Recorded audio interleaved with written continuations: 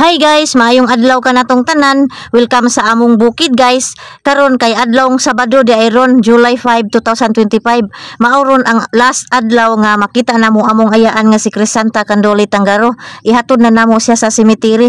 Perti pod sa yuha ang schedule sa pagmisa ani sa simbahan gud. Alas 10 sa buntag unya ginaog diri sa Panimalay kay alas 8:40 sa buntag. Wala ko maka-video dito sa Panimalay pag naog ani nila kay nasugatan na lang namo ang purlo dito sa dalan. Unya ang uban nga tao gi-pick up na lang sa akong bana diri sa kadalanan. Ihapit pa di ay ni sa Pikas Barangay usa ta mapadayon dito sa sunod barangay kay ipahigayon pa ang Santos nga misa ani sa simbahan. Kinamagulangan di ay ni siya nga igsuon sa akong mama. Sa katong nangutanan nako ba nga kung asa ang mga anak ani niya, dalagang gulang di ay ni si yaya namo pero sobra pay kadaghag anak ani kay tanan niya mga pagumangkon mura ra pod og anak niya. Kay grabe man gud ni kaayo siya mupangga og mga pagumangkon og apo. Kining among mga ayaan ug uyuan gud mga igsuon sa akong mama ba hasta mga asawa nila mura ra pod namog mga ginikanan kay magpakabana jud na sila sa ilang mga pag-umangkon ug mga apo gud bisan nga minyo nami pero naara jud na sila mo suporta namo sa kalipay man o sa kasakit mutambayayong jud na sila namo mao nga nakaana ko ba nga swerte kaayo mi kay bisan wala nami ginikanan pero naara jud sila andam mutabang namo. Mauna nga sakit kaayo ba way kabutangan sa kasakit pero laban lang gyapon ta diri dapita kay inaani man jining kinabuhi nato. Wa may mogamot dinhi sa kalibutan.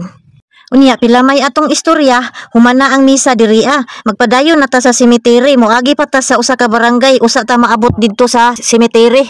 Unya kay layo pa man to atong atuan aw magpasalamat usa ta daan diri magpasalamat ta sa mga tawo nga nitabang ug niduyog sa among kasub-anan.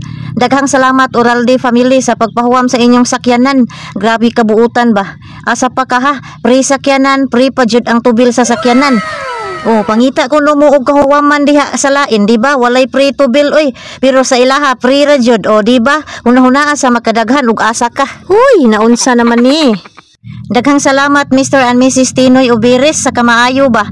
Kusa jud ni volunteer sa ilang kagalingon og nagpahuwam sa ilang sakyanan. Wow. Paglingin ako sa kilid nakita nako sila magtiayon ba ni pahiyom. Pahiyom pud ta oy, di ba? Naglukso-lukso pud atong atay ba nga ni simpatiya sila sa ato Daghang salamat Mr. and Mrs. Jobert Baruman family. Mao gyapon ni duyog sa among kasub-anan, mao pa jud nangunay sa pagdrive sa ilang sakyanan. Kabuotan jud ninyo ba?